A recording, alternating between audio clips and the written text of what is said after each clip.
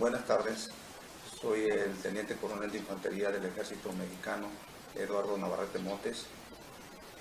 Actualmente me encuentro preso en la prisión militar número 5 de Mazatlán, Sinaloa. Fui detenido de manera ilegal y arbitraria por agentes de la Policía Judicial Militar cuando me encontraba como segundo comandante del 96 Batallón de Infantería en Pachuca, Hidalgo, el día 6 de agosto del 2003. A través de este video me quiero dirigir a la Comisión Interamericana de los Derechos Humanos con sede en Washington, así como al Consejo de Derechos Humanos de la Organización de Naciones Unidas, con el fin de hacerles saber la situación que vivimos los militares mexicanos aquí en el Ejército Fuerza Aérea Mexicana. Esto incluye también a la Marina Nacional, toda vez que, aun cuando son secretarías independientes, se rigen por el mismo fuero, que es el fuero de guerra, el cual es absolutamente inconstitucional y anticonvencional, ya que violenta de manera sistemática los derechos humanos y fundamentales establecidos en la Constitución Política de los Estados Unidos Mexicanos y los tratados internacionales firmados por el Estado mexicano y ratificados por el Senado. Lo anterior es así porque más adelante se lo iré explicando. Sí le mencionaba, le voy a dar a conocer de manera muy general qué fue lo que aconteció conmigo, en mi caso muy particular. En el mes de octubre, septiembre-octubre del 2011, me comisionó la Secretaría de la Defensa Nacional como instructor de un batallón, como comandante e instructor de un batallón de policías civiles del estado de Tamaulipas, a quien la Defensa Nacional les había vendido adiestramiento y se los iba a impartir en el Centro Nacional de Adiestramiento de Santa Gertrudis, Chihuahua. Me hablaron un día de la Defensa Nacional y me dijeron que yo había sido designado y que al día siguiente tenía que irme desde Puebla hasta Chihuahua, más o menos con unos 1.300 kilómetros, para ser comandante de ese batallón.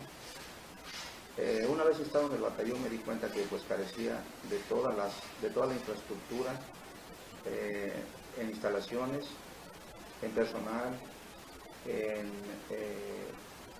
planes de adiestramiento, en doctrina.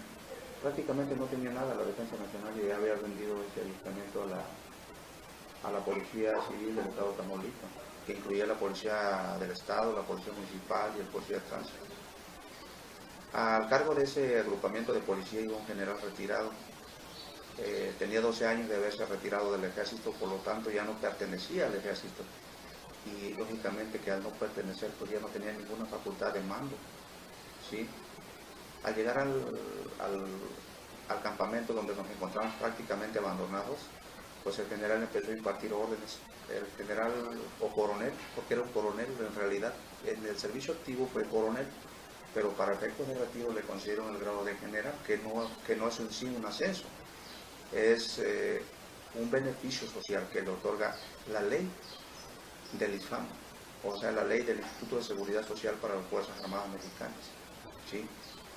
Este señor empezó a impartir órdenes y yo le pedí de manera la más educada posible que se obtuviera de impartir órdenes al personal militar, ya que el que era designado como comandante había sido yo, no él.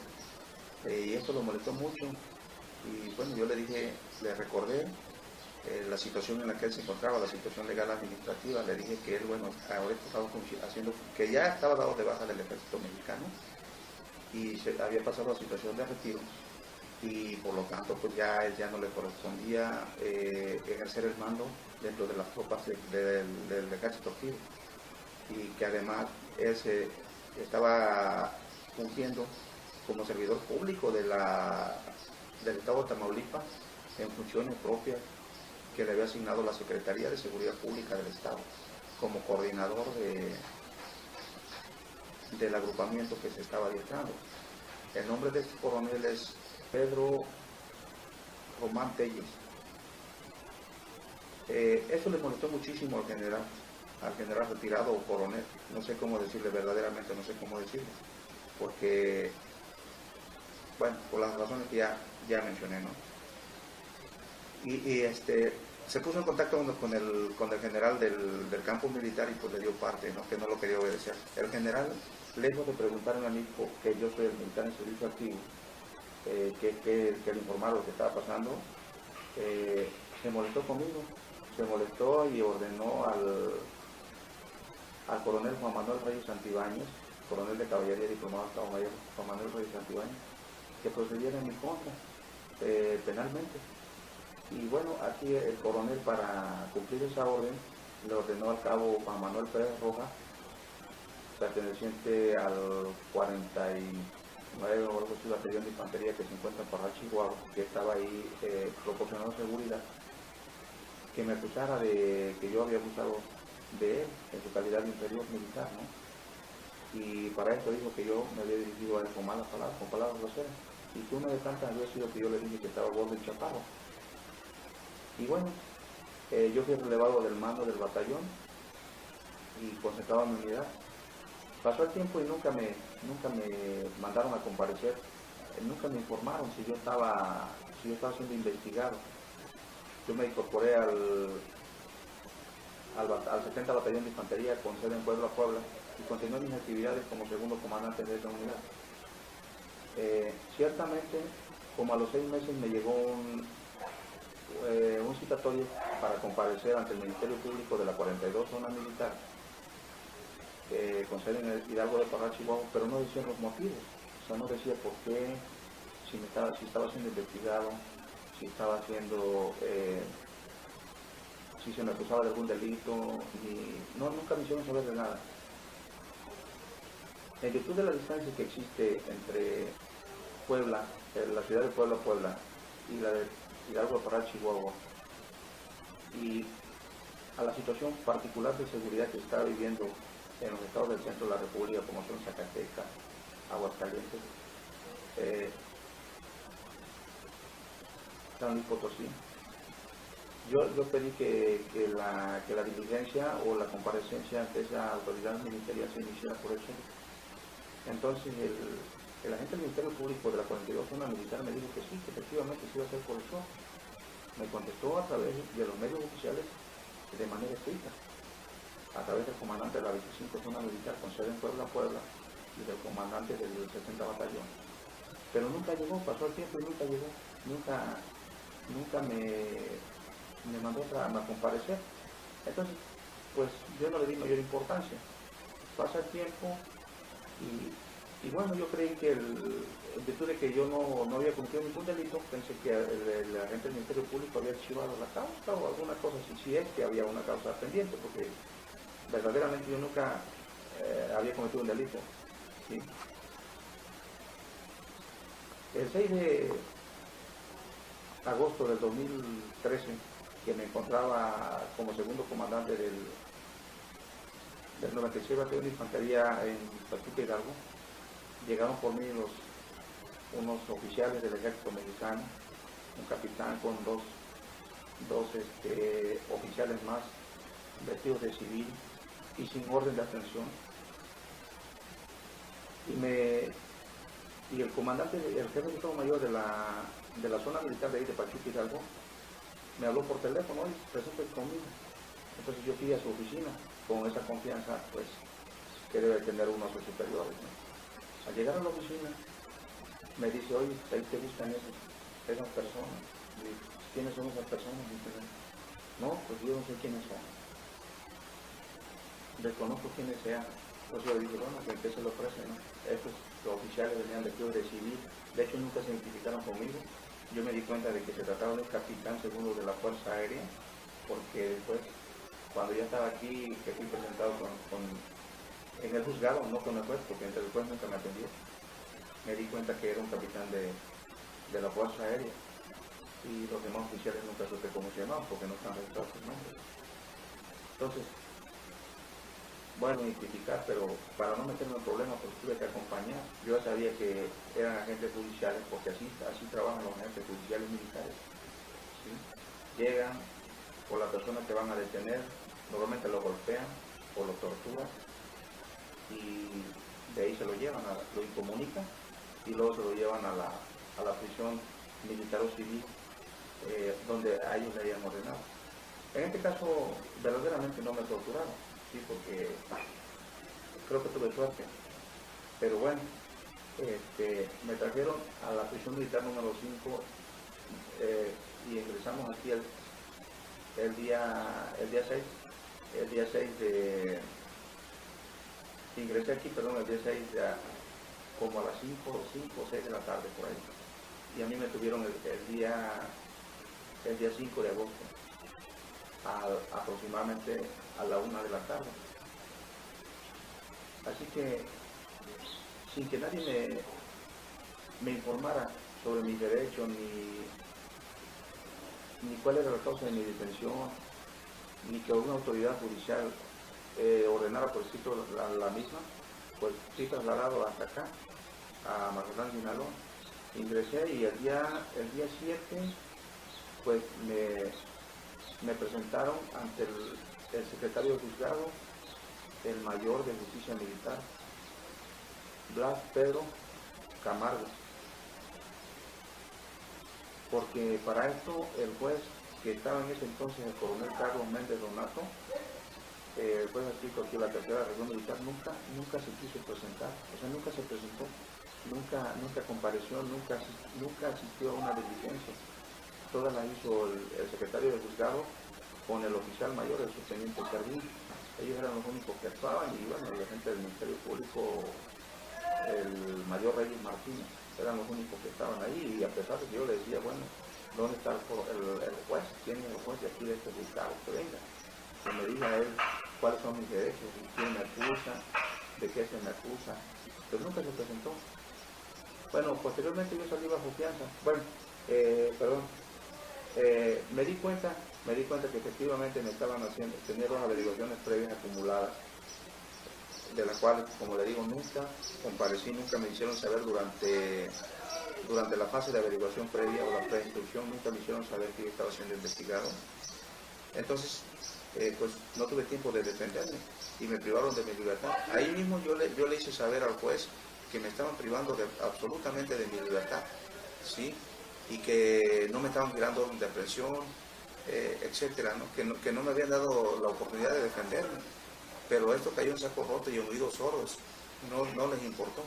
Yo solicité salir bajo caución y me dieron un monto excesivo, porque de esos delitos, supuestos delitos de palabra, me pidieron 30,000 pesos mexicanos para pagar la fianza, ¿no? Cuando son delitos verdaderamente, pues, que se castigan con 6, 7 meses de prisión. Si es aquí en el medio militar, porque aquí no hay medidas alternas, o sea, aquí no hay multas, aquí no hay conmutación de la pena por algún trabajo en favor de la comunidad, no hay nada, aquí todo es prisión y prisión.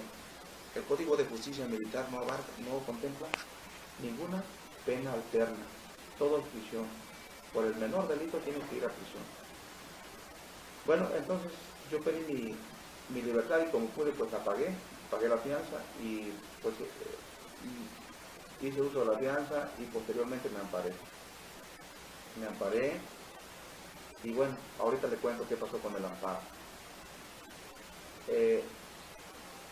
El día 6 de agosto del 2014 volví a ser detenido, igualmente ya cuando yo me encontraba aquí en las instalaciones, porque todos los días tengo que venir a pasar lista, aun cuando me encontraba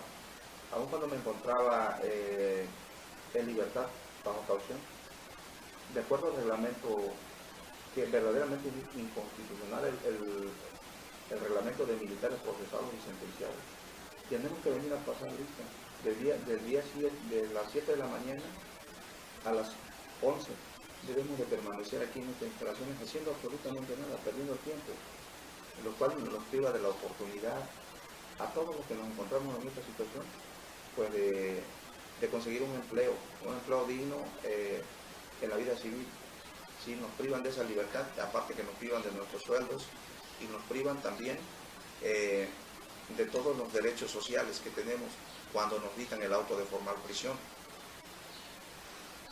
Lógicamente que el juez al no considerar, el juez militar, al no considerar todos mis argumentos, que yo le dije que me habían violado el debido proceso, me habían, desde el momento en que me aprendieron, desde el momento en que el agente del Ministerio Público, adscrito a la 42 zona militar, no me mandó a comparecer durante la averiguación previa y no me hizo saber que se me estaba investigando, pues desde ahí me empezó a violar mis derechos humanos y fundamentales que me garantiza la Constitución Política de los Estados Unidos Mexicanos en el título primero, capítulo primero, titulado de los derechos humanos y sus garantías, que abarca del artículo primero al artículo 29. Bien, les decía que el día 6 de agosto del 2014 nuevamente me vuelven a detener de la misma manera. Yo vine, pasé lista y de pronto me salen otras 3 personas. Aquí tengo sus nombres. Estos sí ya están en esta averiguación previa que tengo aquí. Me dicen que estoy detenido, que son agentes judiciales, y yo les pido la orden de aprehensión. ¿Dónde está la orden de aprehensión? Si ustedes me quieren detener, tienen que traer una orden de aprehensión. Yo no sé de qué se me investiga. Inclusive, miren, de esta causa, aquí les voy a poner, es la causa penal 360 del 2014. O sea, me abrieron una nueva causa penal. Ahora esta vez era porque supuestamente abandoné un arresto, ¿sí? Y aquí, dentro de las actuaciones del Ministerio Público, el Teniente Coronel de Justicia Militar, José Alberto Nájera Díaz, ¿sí? Aquí está diciendo que no se me llamó a comparecer, ¿sí? Dice, sin que sea óbice para lo anterior el hecho de que no se haya citado a comparecer en calidad de inculpado al Teniente Coronel de Infantería Eduardo Navarrete Montes. O sea que aquí el mismo agente del Ministerio Público Militar adscrito a la región militar, el Teniente Coronel de Justicia Militar y licenciado José Alberto Nájera Díaz está reconociendo que no me citó a comparecer. Imagínense, en la averiguación previa, sin embargo, así me tiraron la supuesta orden de aprehensión, que en realidad no son órdenes de aprehensión. Lo que son unos documentos que el juez le dirige al procurador de justicia militar para que se proceda, ¿verdad? Pero no van dirigidos a ninguna persona, ni tienen los fundamentos ni los motivos legales que avalen el acto de autoridad, ¿verdad? Como consecuencia de eso, pues nuevamente me volví a quejar en contra de las actuaciones del coronel de justicia militar, que en ese tiempo era el juez militar adscrito a la tercera región militar, el coronel Méndez Donato, y le dije, señor, me están volviendo a violentar mis derechos humanos de la misma manera que lo hicieron ya. Por favor, no lo sigan haciendo. Y denme mi libertad. Y no, verdaderamente no les interesa a estos jueces. Ahora, me dirigí directamente al secretario de la Defensa Nacional. Aquí está en el tomo 2 de la causa 360, diagonal 2014, está ahí un escrito donde yo me estoy dirigiendo al secretario de la Defensa Nacional y estoy denunciando las violaciones sistemáticas a mis derechos humanos y fundamentales. Le estoy diciendo que me están violando todos mis derechos fundamentales y que estoy siendo detenido de manera absolutamente ilegal y arbitraria y privado de mi libertad. Y no nada más de mi libertad, sino de todos mis derechos que consagran la Constitución Política de los Estados Unidos Mexicanos, como son pues el derecho de defensa, ¿verdad?, previa, durante la fase de preinstrucción, derecho al debido proceso, derecho a autoridad competente, derecho a ser juzgado en igualdad de circunstancias ante las leyes y los tribunales, entre otros derechos, ¿verdad? Y bueno, sobre todo, derecho a ser juzgado por una autoridad judicial. Sin embargo, pues no les interesó, no le dieron mayor importancia. Sinceramente no le dieron mayor importancia. Bueno, como consecuencia de la causa que aquí se me abrió, donde me acusaban de haber abandonado un arresto que nunca se me impuso, verdaderamente nunca se impuso el arresto, porque ni siquiera tiene firmas, y el coronel, el general que estaba aquí, que era el director de la prisión militar, ni siquiera supo por qué se imponía, pero sí lo firmaba, o sea, firmaba sin saber el general Rogelio Carlos Nofal Valvera, ¿verdad? Y así quedó plenamente asentado que el señor no le contaban los hechos Y entonces, ¿cómo estaba imponiendo un correctivo disciplinario? Miren, aquí está el correctivo disciplinario, que supuestamente abandoné, pero no tiene mi firma. Aquí está, ¿sí? Entonces, no es posible que estén acusándome cuando yo no firmé. Aquí está, en la segunda, al reverso, en la segunda hoja, aquí dice, aquí tiene mi nombre, que recibí la orden y no tiene a qué hora, ni tiene mi firma. Entonces no puede ser posible que yo haya abandonado un arresto cuando verdaderamente no lo estoy firmando, ¿sí? Y lo que pasa es que aquí para poner una sanción disciplinaria no hay procedimientos. O sea, estamos en un ejército que no tiene procedimientos administrativos algunos, cero. No existen, ¿sí? Bueno, el juez dictó que la tercera región militar, el general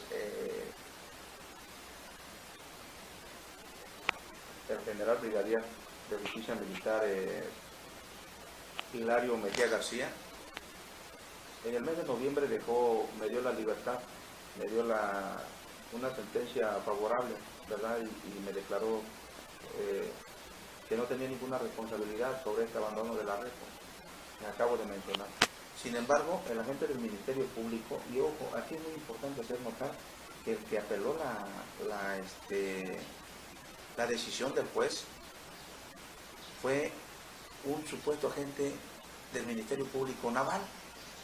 Pero resulta que aquí en el Ejército Mexicano, en las Fuerzas Armadas de México, hablando de manera general, la Secretaría de Marina y la Secretaría de la Defensa Nacional no tenemos absolutamente nada que ver, ni estamos subordinados, porque son dos secretarías absolutamente distintas. Entonces no tenía por qué, no había interés legal, jurídico, por parte de la Secretaría de Marina para apelar una decisión favorable a mis intereses. Sin embargo, lo hizo, y el Tribunal Militar, el Supremo Tribunal Militar, me condenó a 45 días de prisión. Así que el día 1 de abril, de este año, nuevamente fui privado de mi libertad por el teniente de caballería Julio Adrián Juárez Ramírez, el teniente de infantería Noel Hernández Salgado y el sargento segundo de arma blindada Osvaldo Barrera Miranda. Estos supuestamente estaban cumpliendo funciones judiciales, sin embargo no traían orden de aprehensión. Y además de eso me golpearon de manera tumultuaria, porque me querían meterme a la prisión de manera forzosa. Yo digo, bueno, señores, si ustedes no están actuando conforme a la ley, conforme a la Constitución Política de los Estados Unidos Mexicanos, yo como ciudadano no tengo absolutamente ninguna obligación de cumplir órdenes de autoridades que no están facultadas por la ley para realizar las funciones que la Constitución Política de los Estados Unidos Mexicanos ha otorgado de manera exclusiva al Poder Judicial y a la Procuraduría o Fiscalía General de la Nación. Bien. Sin embargo, bueno, me golpearon y bueno, al final de cuentas tuve que acceder y ingresar porque pues para que no me fueran ahora sí que a causar alguna lesión mayor, ¿verdad? Ahora bien, quiero denunciar el fuero de guerra ante la comunidad internacional y ante la Comisión Interamericana de Derechos Humanos o la Corte Interamericana y pedir que se apliquen las herramientas internacionales para hacer valer los derechos humanos en el Estado mexicano. El fuero de guerra de los Estados Unidos Mexicanos, de las Fuerzas Armadas de México, es un sistema jurisdiccional absolutamente contrario a la Constitución Política de los Estados Unidos Mexicanos. ¿Esto por qué? Porque el artículo 13 de la Constitución establece que nadie puede ser juzgado por leyes privativas ni tribunales especiales y que ninguna persona o corporación puede tener fuero ni gozar monumentos que los que sean compensación de servicio público y que estén fijados por la ley Esos dicen sus dos primeros enunciados. En el tercer enunciado habla precisamente de la subsistencia del fuero de guerra. No dice que el fuero de guerra sea creado por la constitución política, sino que subsiste. Mire cómo dice: subsiste el fuero de guerra para los delitos y faltas contra la disciplina militar, pero los tribunales militares en ningún caso y por ningún motivo podrán extender su jurisdicción sobre personas que no pertenezcan al ejército. Cuando en un delito o falta de orden militar estuviese complicado un paisano, sea un civil, conocerá del caso la autoridad civil que corresponda. Bueno, entonces aquí nos estamos dando cuenta que el artículo 13 constitucional habla precisamente de la igualdad de todos los mexicanos ante las leyes penales y los tribunales. Es decir, que aún siendo militares, porque no hace excepción, aún siendo militares de las Fuerzas Armadas, nosotros tenemos que ser juzgados por leyes que sean una garantía para nuestros derechos humanos y fundamentales, que no sean privativas, y privativas en su doble sentido. O sea, que no me priven a mí del derecho al debido proceso, a autoridad competente, a debida fundamentación y motivación, a ser juzgado por tribunales previamente establecidos y conforme a la ley. Derecho de audiencia, derecho de defensa, a que me investigue un ministerio público autónomo, a que las resoluciones del tribunal sean de manera pronta, imparciales y completas, y bueno, y que se cumplan, ¿verdad? Entonces a todo eso nos están violando el fuero de guerra. ¿Por qué? Porque las leyes del fuero de guerra, el fuero de guerra se basa en dos leyes básicas, que es el Código de Justicia Militar y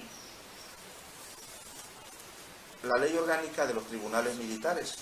Bueno, esas leyes, para empezar, la Ley Orgánica de los Tribunales Militares fue expedida en 1929 por el entonces presidente sustituto Emilio Portes Gil, con facultades extraordinarias del Congreso, es decir, que legisló de manera independiente, cosa que está absolutamente prohibido por el artículo 49 de la Constitución Política de los Estados Unidos Mexicanos. Aquí dice, mire, el supremo poder de la Federación se divide para su ejercicio en legislativo, ejecutivo y judicial. Dice, no podrá reunirse dos o más de estos poderes en una sola persona o corporación, ni depositarse al legislativo en un individuo, salvo el caso de facultades extraordinarias al Ejecutivo de la Unión conforme a lo dispuesto en el artículo 29. En ningún otro caso, salvo lo dispuesto en el párrafo segundo del artículo 131, se otorgarán facultades extraordinarias para legislar. Bien, entonces aquí vemos que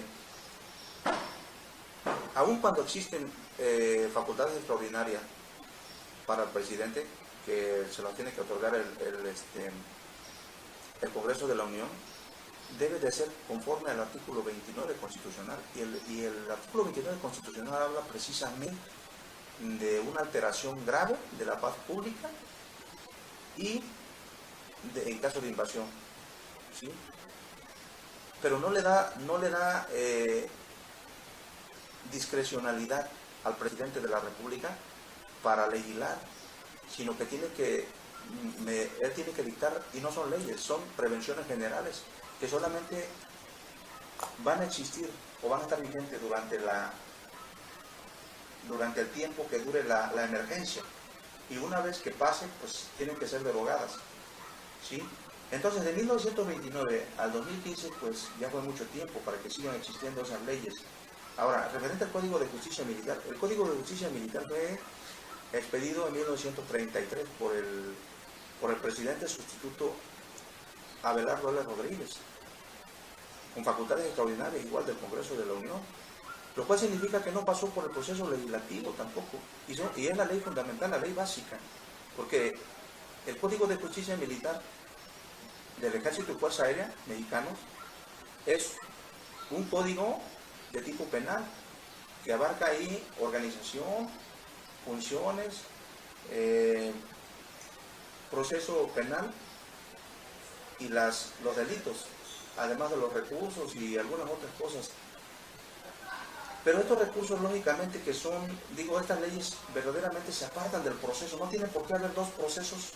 En México no tiene por qué haber dos procesos penales o procedimientos penales distintos. Ahorita tenemos un Código Nacional de Procedimientos Penales precisamente porque cada estado tenía un código penal procesal distinto. Entonces, eso hacía que hubiera 32 códigos penales diferentes, el federal y 31 más. ¿Sí? Entonces, pues eso sí es verdaderamente una confusión. Y ahorita, el año pasado se homologaron todos. Sin embargo, el Poder Legislativo de los Estados Unidos mexicanos no consideró al Código de Justicia Militar, aun cuando estamos en tiempo de paz. O sea, en México no estamos en ninguna guerra, por lo tanto debemos de ser juzgados nosotros los militares por las leyes generales, procesales generales de la República. No tiene por qué haber un proceso especial donde interviene, inclusive aquí intervienen en estos procesos penales, militares, inclusive intervienen los mandos militares que no tienen absolutamente nada, ni son parte de los tribunales.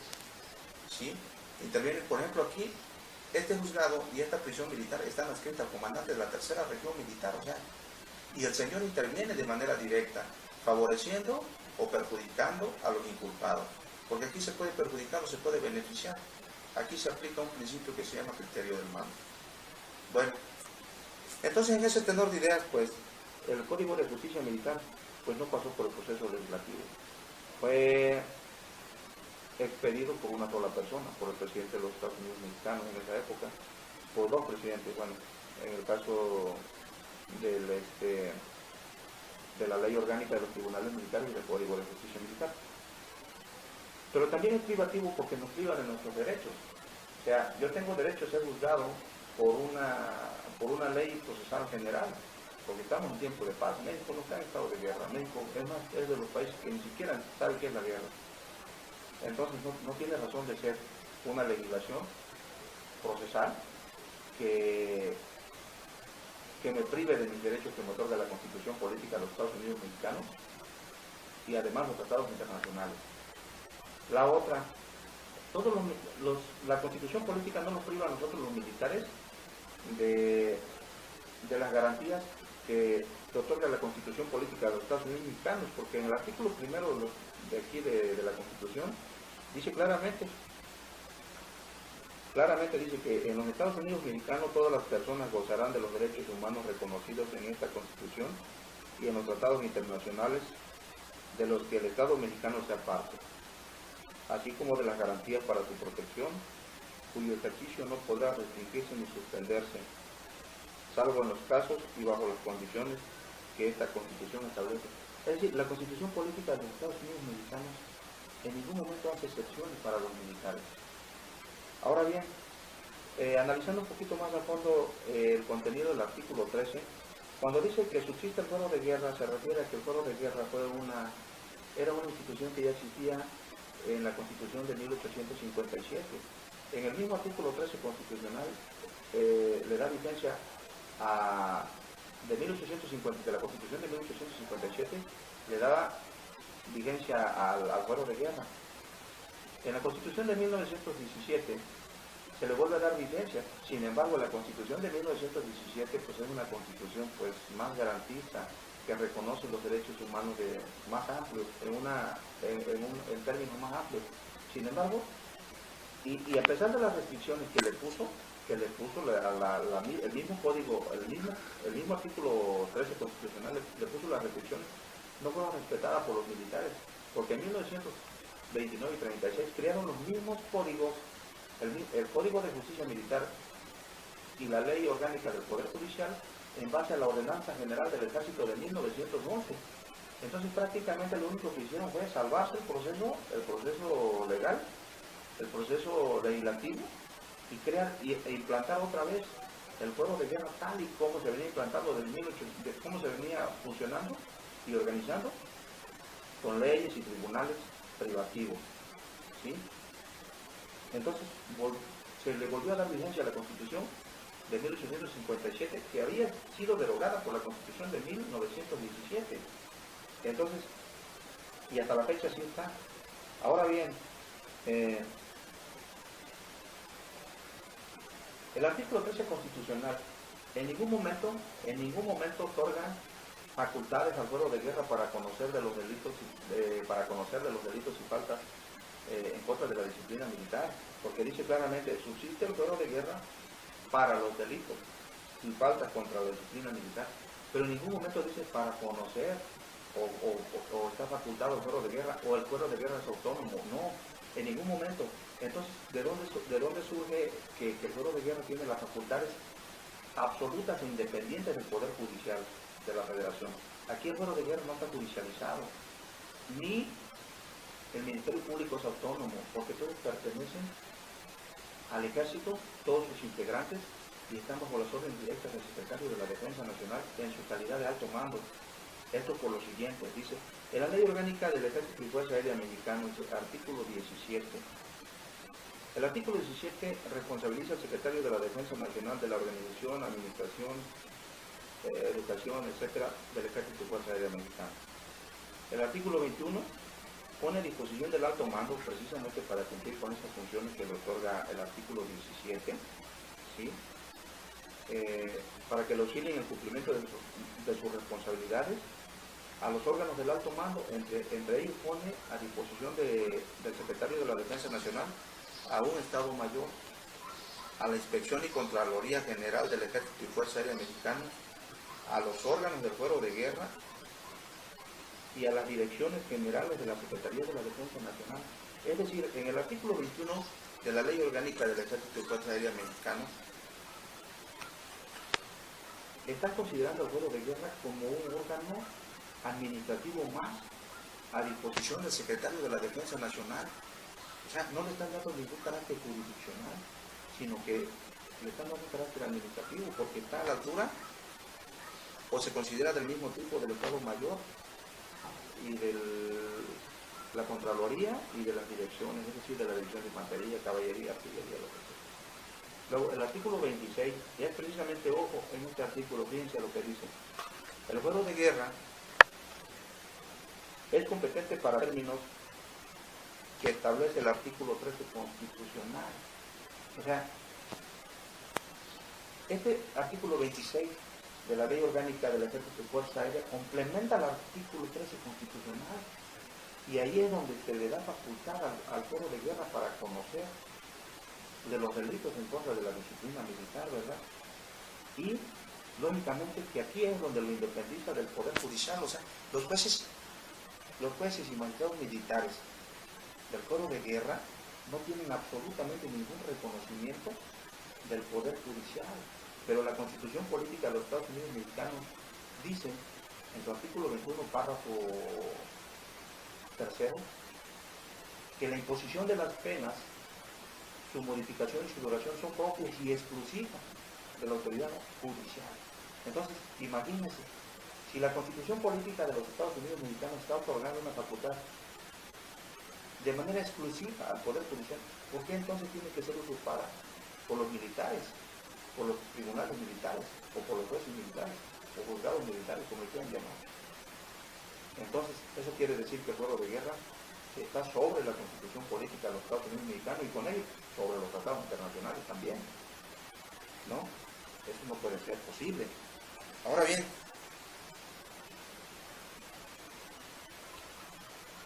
¿y cómo se organiza el fuero de guerra? Fíjense que esto es lo más importante, también es otra cosa que hay que ver. Miren, el artículo 28 de la Ley Orgánica del Ejército y Fuerza Aérea Mexicanos dice que los órganos del fuero de guerra son el Supremo Tribunal Militar, la Procuraduría General de Justicia Militar y el Cuerpo de Defensores de Oficio. O sea, hacen un sistema triangular: órganos de investigación, órganos de administración y defensoría, todo bajo las órdenes del alto mando. Entonces, eso quiere decir que la justicia militar está directamente a las órdenes del alto mando del Ejército y Fuerza Aérea Mexicana, o mejor dicho, del Secretario de la Defensa Nacional, en su calidad de alto mando, que es una autoridad administrativa, con lo cual nos violenta de manera sistemática, y sistemática no nada más porque sea un sistema jurisdiccional con los tres, tipos de autoridades que intervienen en un proceso penal, sino sistemática también en el sentido de que nos viola completito los derechos humanos y fundamentales que la Constitución y los tratados internacionales nos garantizan. Entonces, ¿por qué no se ha arreglado esto? Bien, ahora bien, otra vez, volvamos al artículo 13 constitucional, donde dice que subsiste el fuero de guerra para los delitos y faltas contra la disciplina militar. Es decir, la razón del fuero de guerra, de la subsistencia del fuero de guerra es la disciplina militar. De ahí nos damos cuenta que el fuero de guerra está protegiendo a la disciplina militar. O sea, que la disciplina militar es el bien jurídico protegido por el fuero de guerra. Entonces, si nosotros hacemos una ponderación entre la disciplina militar y los principios constitucionales o derechos fundamentales o derechos humanos que me garantizan a mí, por ejemplo, en mi calidad de gobernado, la Constitución Política de los Estados Unidos Mexicanos y los tratados internacionales, hacemos una ponderación y nos damos cuenta que la disciplina militar no puede estar por arriba de todos los de la Constitución Política de los Estados Unidos Mexicanos ni los tratados internacionales. Porque veamos, el fuero de guerra, la disciplina militar es reglamentario, es un proceso reglamentario. Aquí en nuestro país, en México, todas las dependencias de la Administración Pública Federal también tienen un proceso disciplinario para regular la conducta de sus integrantes o de los funcionarios públicos. Y se sanciona precisamente con sanciones administrativas, ¿sí? No con penas privativas de la libertad. Igual los ejércitos de la Organización de Estados Americanos o de la Conferencia de Estados Americanos,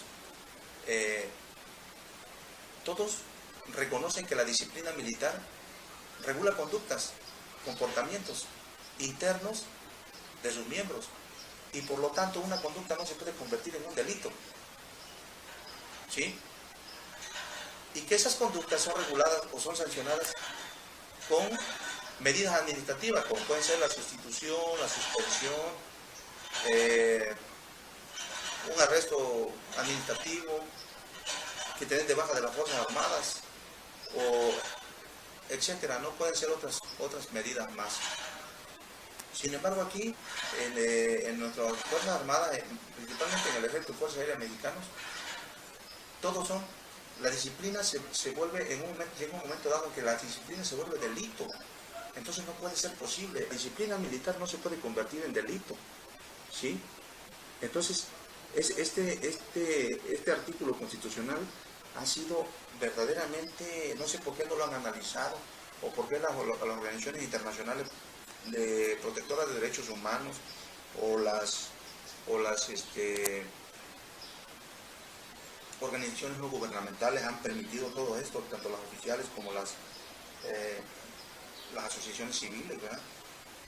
O sea, la disciplina militar no puede estar sobre los derechos fundamentales. Y esto lo vemos bien en el ejército colombiano, en el ejército chileno, donde tienen un reglamento disciplinario y además tienen un proceso, porque no se puede imponer una sanción disciplinaria sin seguir un proceso establecido por la ley, ¿sí? Aquí no existe un proceso disciplinario, existe un proceso penal. Sin embargo, las penas están subordinadas a la disciplina, porque el artículo 13 en ningún momento dice que separa, en ningún momento hace la separación entre disciplina y delito. Aquí dice que los delitos y faltas contra la disciplina. Entonces, pues, vemos que todo esto, pues, nos viola a nosotros, o nos suspende o nos restringe nuestros derechos humanos y fundamentales. Ahora bien, ¿por qué están así las cosas? Yo les decía que desde cuando llegué aquí, el 26 de agosto, yo me di cuenta de cómo estaba aquí la situación en el ejército mexicano, en el fuero de guerra sobre todo, ¿verdad? Cómo se llevan a cabo los procesos, que todos eran ilegales. Además de la ilegalidad existe la inmoralidad de los jueces, la inmoralidad de los mandos al permitir todo este tipo de cosas. O sea, no se puede permitir, en ningún ejército del mundo se permite la inmoralidad. Sin embargo, aquí se permite y además se protege. ¿Por qué? Porque yo promoví un amparo indirecto en contra del auto de formal prisión de fecha 12 de agosto. No obstante que considero que le di todos los motivos y razones al juez, al coronel Carlos Méndez Donato, para que me dejaran en libertad. No hizo caso. No le importó, no las tomó en consideración. Es más, creo que ni las leyó. Me dio un acto de formal prisión. Yo recurrí al amparo indirecto y pues para mi desgracia fue a caer ahí al juzgado 10º de distrito, a cargo del licenciado y juez federal de amparo Saúl Martínez Lira. Y pues este señor prácticamente lo que trató de hacer fue tapar, solapar al fuero de guerra. Me difirió en 5 ocasiones la audiencia constitucional. Finalmente, yo interpuse el juicio de amparo indirecto el 26 de agosto y el día 5 de marzo me dio la sentencia que decía que la sentencia la había dictado el día 2 de febrero, pero no puede ser, no la dictó el 2 de febrero. Y bueno, efectivamente me dice que me ampara y me protege, pero no para efectos. El famoso ampara y protege para efecto es, como decimos aquí los mexicanos, darnos a tole con el dedo, porque te dice te amparo y te protejo, pero no te dejo libre. Entonces le dice al juez militar que me dé otra orden, que queda sin efecto el auto de formal prisión y que en su lugar me dicte otro. Pero yo no entiendo por qué, porque yo le dije, le argumenté y le fundamenté que se me habían violado todos mis derechos humanos, lo que aquí acabo de mencionar, y que no había sido llamado a comparecer. Además de esto, el cabo Juan Manuel Pérez Rojas vino y se apersonó aquí ante el juez 10º distrito, el licenciado Saúl Martínez Lira, y por escrito hizo saber que él había sido presionado por el coronel coronel de caballería diplomado de Estado Mayor Juan Manuel Reyes Santibáñez para que me denunciara. Ahí está obra en el amparo indirecto 629 diagonal 2013, promovido ante el juez 10º distrito aquí en el estado de Sinaloa, con sede en Mazatlán. Y esto no lo tomó en cuenta el juez. No lo tomó en cuenta. ¿Por qué? Nunca, siempre se negó a darme explicaciones. Bueno, ante esta situación, ¿qué fue lo que hice? Interpuse el recurso de amparo. El recurso de amparo cayó entonces era el tercer tribunal colegiado en el estado de Sinaloa, y que posteriormente ahorita se llama Tribunal Colegiado en Materia Civil. Y el 18 de diciembre, después de 9 meses, resolvieron que el juez tenía razón, que efectivamente que se me daba la sentencia, que se me amparaba para efecto, y que sí, que ahí sí ya tomaron en consideración que yo no había sido llamado a comparecer. Pero al respecto, ¿qué creen que dijeron? Dijeron los magistrados, entre ellos la ponente fue la magistrada Esperanza Alquicira. Dijo que efectivamente que el agente del Ministerio Público no tenía por qué llamarme a comparecer durante la averiguación previa. Imagínense los jueces y los magistrados mexicanos, lejos de garantizar o velar porque se cumpla lo estipulado en la Constitución Política de los Estados Unidos Mexicanos y los tratados internacionales, están en contra de la Constitución Política, ¿sí? Están protegiendo al fuero de guerra, ¿sí? De manera descarada, de manera así descarada. Estos amigos no tienen verdaderamente, estamos en una crisis moral más que nada, ¿sí? Estos amigos no tienen moralidad, estos señores magistrados federales o jueces federales de amparo. Entonces, bueno, pues yo me inconformé y denuncié tanto a los magistrados como al juez Martínez Lira, al Consejo de la Judicatura de la Suprema Corte de Justicia de la Nación, y hasta ahorita pues no ha pasado absolutamente nada. Yo inclusive tengo la causa penal la causa penal que se le está abriendo al juez Martínez Lira, pero hasta ahorita no ha pasado nada. Entonces, bueno, el día 6 de enero de este año, el juez adscrito de la tercera región militar me pone el auto de formal prisión, deja sin efecto el auto de formal prisión de fecha 12 de agosto del 2013 y me repone el auto de formal prisión con fecha 6 de enero. Al quedar sin efectos el auto de formal prisión, pues también queda sin efectos sus consecuencias, ¿no? Y yo pido que me reintegren el dinero o mis haberes o mi salario como teniente coronel de infantería del ejército, y hasta ahorita 14 de abril del 2015 el director general de administración militar se ha negado rotundamente a cumplir lo que la sentencia del tribunal colegiado. No ha querido cumplir. Yo ya le escribí por escrito, le hice la petición, señor, pues cúbrame mis saberes, mi salario, porque usted promovió un amparo, porque él se inconformó cuando salió la sentencia del juez 10º de distrito, donde me concedía el amparo para efecto y ordenaba que se repusiera el auto de formal prisión y que el anterior quedaba sin efecto. Se inconformó porque él sabía que me tenía que pagar mis sueldos que me habían suspendido de manera absolutamente ilegal. Pero el tribunal colegiado se lo niega, le niega las pretensiones, porque de antemano pues me está privando de mi salario de manera absolutamente ilegal, porque ninguna ley le faculta a los jueces militares suspenderme de mi salario previo a que me dicten una sentencia, ¿sí? Esto porque además es materia administrativa, no penal, ¿sí? Entonces se ha negado y hasta ahorita no hay quien lo pueda. Yo ya me he quejado ante el tribunal colegiado en materia civil, ante el juez 10º de distrito, y verdaderamente no hacen caso, o sea, no hacen caso. Y ya de esto tuvo conocimiento el magistrado presidente de la Suprema Corte, Juan, que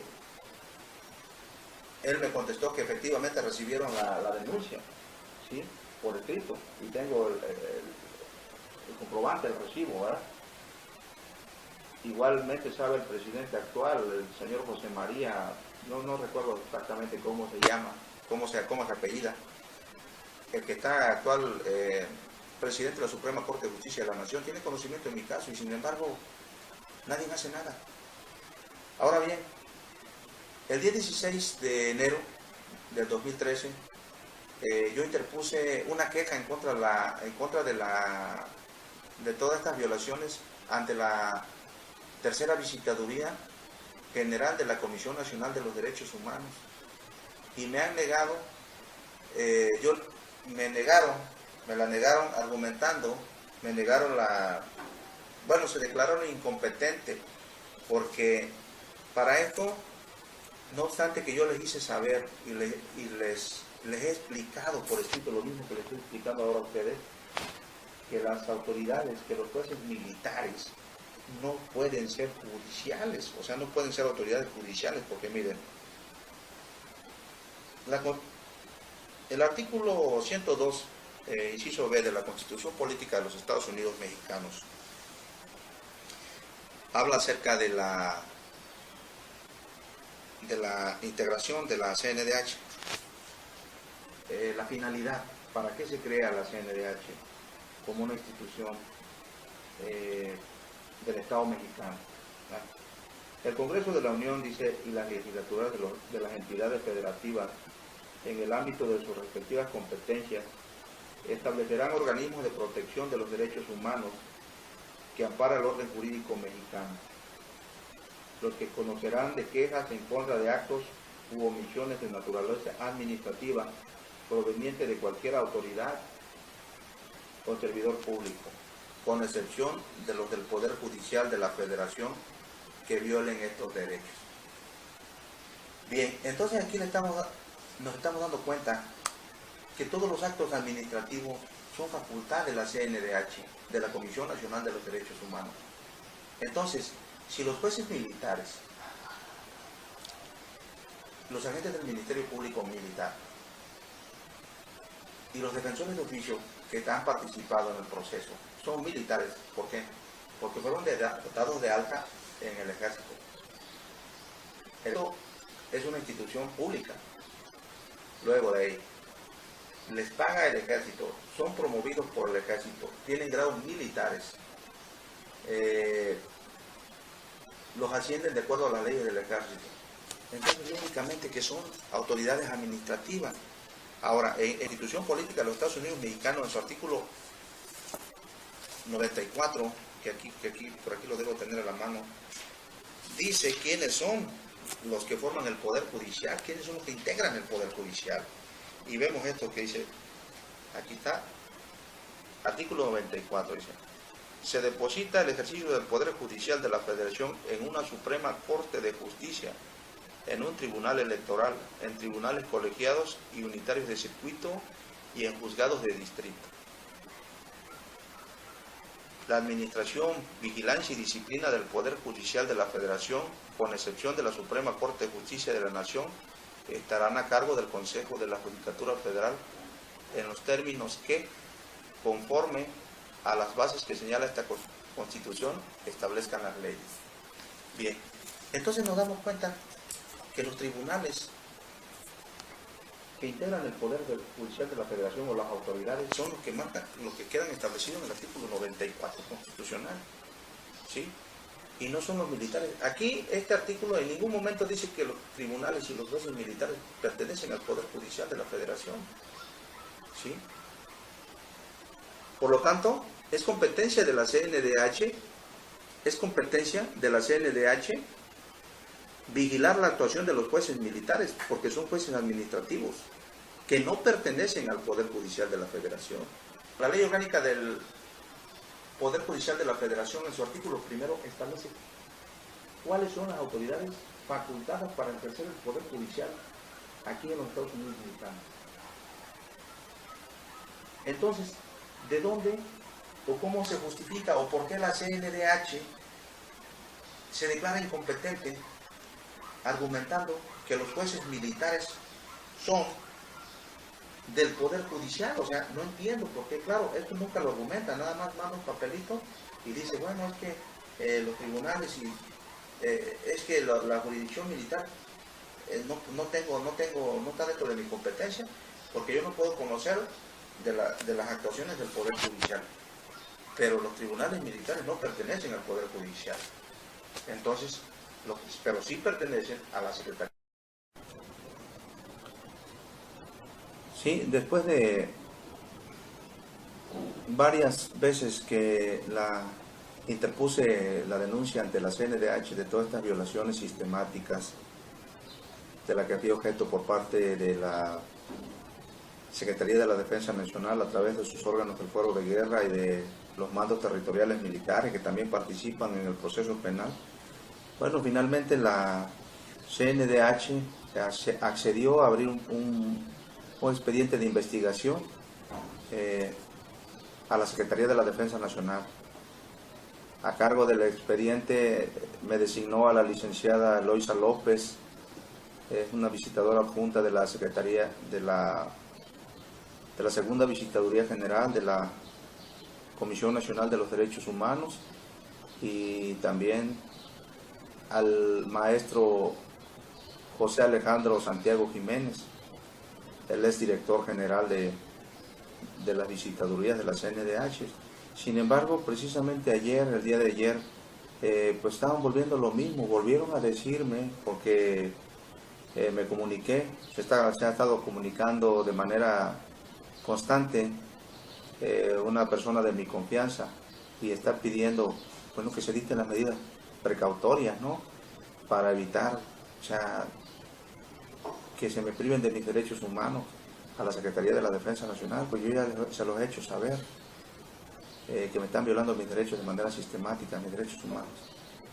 Y bueno, primero dijeron que sí, ¿no? Que se iban a pedir las medidas precautorias, que se iba a pedir la orden de aprehensión y las facultades del juez, del general brigadier Hilario Mejía García, y de los judiciales, los supuestos agentes judiciales militares que me detuvieron y además me golpearon de manera tumultuaria, así como la responsabilidad de pedir el informe al general brigadier diplomado de Estado Mayor Francisco Javier Hernández Vélez, que es el director de esta prisión militar, por qué permitió mi acceso, o por qué permitió más que nada que se me ingresara aquí a esta prisión militar cuando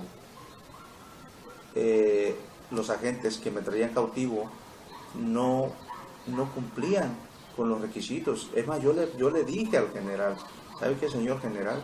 Aquí estos agentes, supuestos agentes, me están deteniendo de manera ilegal y arbitraria, no traen órdenes de aprehensión. Y lo responsabilicé, le dije, general, si usted permite que estas personas me ingresen a esa cárcel que está aquí, en la cual me encuentro ahorita, usted va a ser responsable, porque usted lo están poniendo ahí para de director, pero tiene una responsabilidad de garantizar los derechos humanos. Y le dije con fundamento en el artículo 1, párrafo 3 de la Constitución Política de los Estados Unidos Mexicanos. Igualmente responsabilidad al general Hilario Mejía García, señor general, porque yo me presenté con él, con un descuido que tuvieron los judiciales o supuestos judiciales militares o agentes ministeriales, como le quieran llamar. Yo ingresé a su oficina y hablé con el general, señor general, dígame usted si usted está emitiendo una orden de aprehensión en mi contra. No, que yo no soy. Bueno, entonces, ¿quién es el que está emitiendo esa orden? O dígame usted, aquí dígame enfrente de los judiciales o estas personas, si usted está ordenando mi privación de la libertad. No, yo no te estoy ordenando, yo nunca le he ordenado que te aprendan y que te pongan en prisión. Ellos ya traen órdenes de la Secretaría de la Defensa Nacional, así, con esas palabras, ¿sí? Así de franco el señor. Y además ordenó, ya sáquenlo de aquí y cumplan con su misión que les dieron. Entonces imagínense en qué país o qué tipo de leyes tenemos en México, o qué tipo de autoridades. No sé si la culpa sean de las autoridades o de las leyes o de los dos. Bueno, una vez ya estando ingresado aquí a la prisión, pues yo ya no podía yo seguir resistiéndome, porque pues me arriesgaba a que me siguieran golpeando alguna cosa, ¿no? Entonces tuve que ingresar y aquí ya estando aquí en la prisión, aquí adentro, llegó el general, como a la media hora llegó el director, el general brigadier diplomado Estado Mayor Francisco Javier Hernández Vélez, y me dijo, oiga jefe, porque en realidad es una persona, ¿cómo se puede decir? Pasiva, una persona pues amable y educada, pero verdaderamente no cumple su función, no cumple la función que le obliga el artículo 1 en su párrafo 3 de la Constitución Política de los Estados Unidos Mexicanos, que es de velar por y garantizar los derechos humanos de la población interna que está aquí, ¿sí?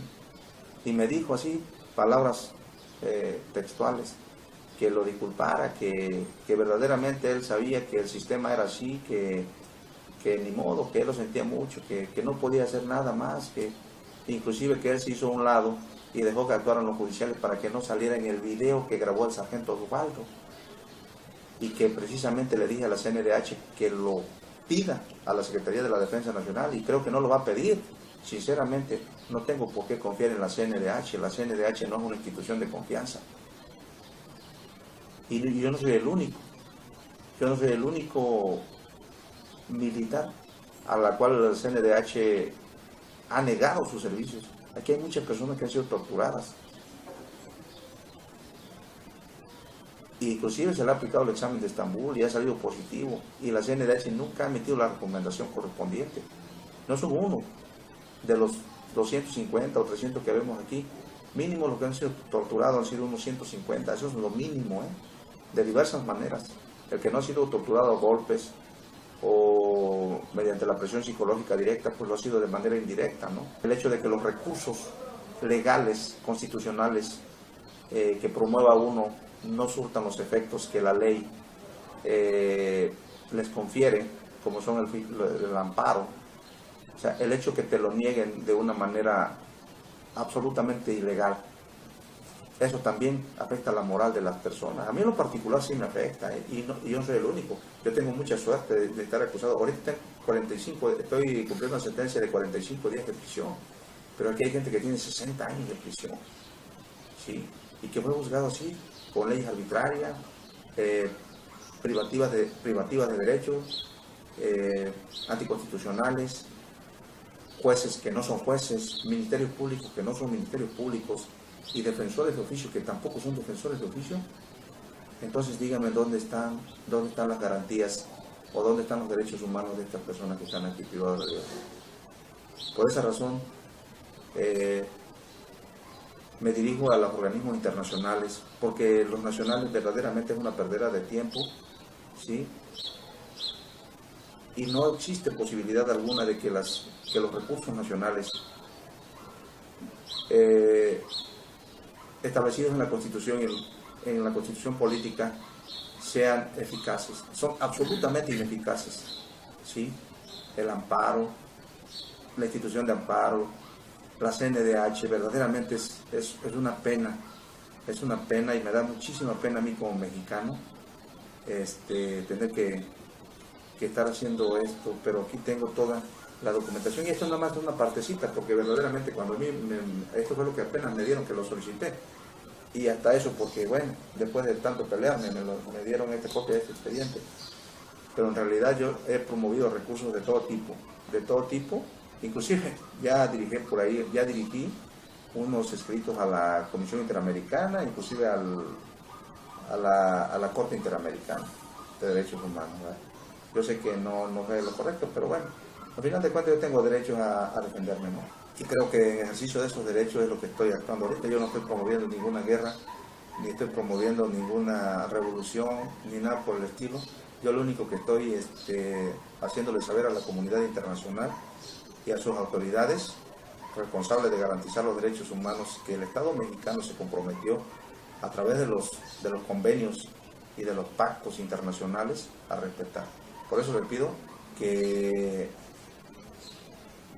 apliquen las herramientas o los medios, recursos que las convenciones mismas han establecido para que se cumpla con el Estado mexicano. Y ya es hora de que la justicia militar sea una verdadera justicia transparente, una justicia garantista de los derechos humanos, como lo son el resto de los ejércitos de América, ¿sí? En todos los ejércitos de América, el fuero militar, que no es fuero de guerra, es fuero militar, que hay mucha diferencia entre un fuero de guerra y un fuero militar, ¿sí? Respeta, es garantista de los derechos humanos. Los máximos tribunales siempre ha sido la Suprema Corte de Justicia o la Corte Suprema de Justicia de las Naciones, y también en la parte de la investigación o procuración de justicia, las fiscalías generales, y existe ese control de las personas que realizan las funciones judiciales y ministeriales, inclusive de defensoría de oficio. Aquí no existe, porque como no están adscritos al Poder Judicial de la Federación, los jueces militares ahorita son jueces, al rato son defensores, y al rato son ministerios públicos, y al rato ninguna de esas funciones están cumpliendo, sino que están de asesores, o están haciendo o alguna otra cosa distinta. Entonces imagínense, no tienen la preparación, no tienen la calificación, no tienen la capacitación, no están actualizados, y solo se dedican a cumplir órdenes, tal como me dijo el general Hernández Vélez, que lo disculpara, que así era el sistema. O sea, yo entiendo, el sistema es así, pero yo no tengo la culpa de que el sistema sea así. Yo no soy el responsable.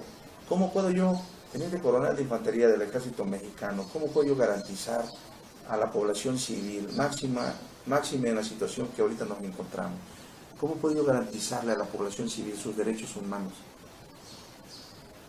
si verdaderamente no se reconocen los derechos humanos de nosotros, los integrantes del ejército?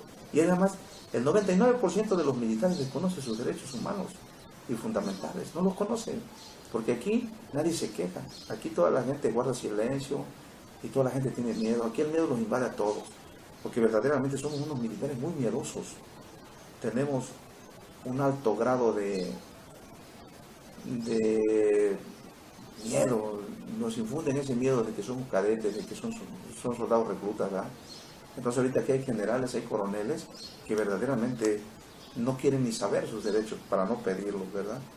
Entonces yo, pues, en lo particular considero que soy una persona que tengo dignidad y que merezco que mi dignidad sea respetada. Entonces, por lo cual le pido a la comunidad internacional que aplique pues las medidas necesarias para que el Estado mexicano cumpla y que el fuero de guerra verdaderamente sea un sistema de justicia transparente. No estoy en contra del fuero de guerra o del fuero militar. Para empezar, creo que tendría que cambiarle el nombre de guerra por militar y que se cumplan los tratados internacionales y se respeten los derechos humanos y que siga existiendo el fuero de guerra, pero adscrito al Poder Judicial, a la Fiscalía General de la Nación, que se preparen los jueces, que se preparen los ministerios públicos, que se preparen los defensores de oficio, que haya un control de esas autoridades independientes, autónomos, que sus resoluciones sean respetadas, o sea, todo eso, ¿sí? Que haya un debido proceso. No como aquí, yo le estoy demostrando plenamente que el debido proceso fue violentado y nadie lo respeta, lo ven como si no tuviera la más mínima importancia. Tanto es así que el Ministerio Público dice, no es óbice, o sea, como quien dice, no importa, no lo llamé a comparecer ni nada, pero no es mi responsabilidad.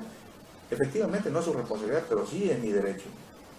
Entonces, quiero que ese derecho se respete y pues que se dicten las medidas precautorias, pues también para proteger mi seguridad, porque yo sé que a partir de ahorita, bueno, ya desde hace mucho tiempo atrás, estoy siendo objeto de ataques de manera reiterada por parte del secretario de la Defensa Nacional, el general Salvador Cienfuegos Cepeda, a quien hago responsable de cualquier cosa que me pase, como puede ser que me asesinen, me envenenen o alguna otra cosa, o que atenten en contra de mi integridad ya que salga, la de mi familia, la de mis defensores o la de mis amistades que me han apoyado en todo este proceso injusto y de manera muy ilegal y muy vergonzoso. Pues es todo lo que tengo que decirle y pues le agradezco demasiado su valioso apoyo y no nada más yo, creo que toda la comunidad de militares, no nada más los que están ahorita presos, sino los que pueden caer después. Inclusive la población civil se lo va a agradecer mucho a la comunidad internacional. Gracias.